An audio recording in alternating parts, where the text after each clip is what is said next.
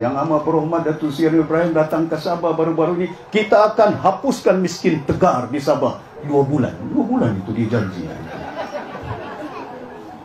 Saya terima, saya sokong. Satu langkah yang baik. Bukan kita tidak. Tapi tafsiran dia miskin Tegar ini apa ini? Siapa ini? Miskin Tegar di Semenanjung itu orang ada pendapatan mungkin 600. Ada kerja ataupun tidak ada kerja, tapi pendapatan 600 satu bulan. Mungkin lebih ataupun mungkin kurang. Itu dinamakan miskin Tegar. Mungkin tidak ada pendapatannya.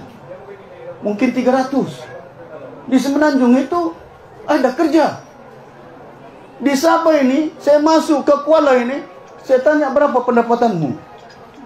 Datuk Seri bermusim itu. Ada kala ada kala tidak ada.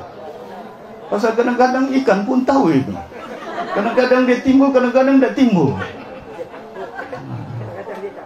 Jadi jangan cerita 1 bulan. Nasib kalau dapat 300. Ada musimnya 1 hari pun tidak ada itu. Di Sibatik itu bila saya pergi sana hampir 20.000 penduduk. Berapa ribu miskin Tegar di situ.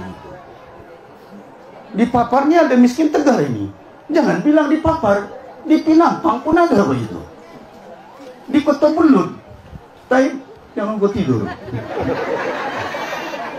Ada itu.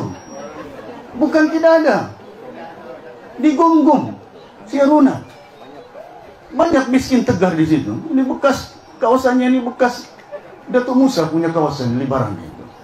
Gonggong itu sebagian daripada adun di kawasan-kawasan situ.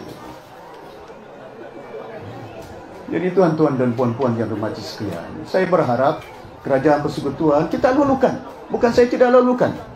Mengatasi masalah miskin Tegar di Sabah kita sambut baik. Tapi saya ingin bertanya, apa tafsirannya miskin Tegar?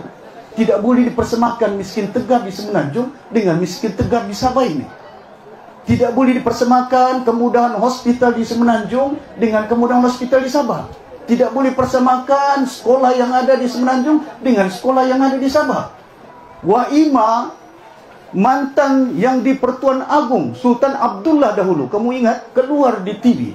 Tolong orang Sabah ini, bila saya akan menjelajah di Sabah, turun dia bercerita dengan orang Sabah itu. Bukan saya cerita, dia yang cerita.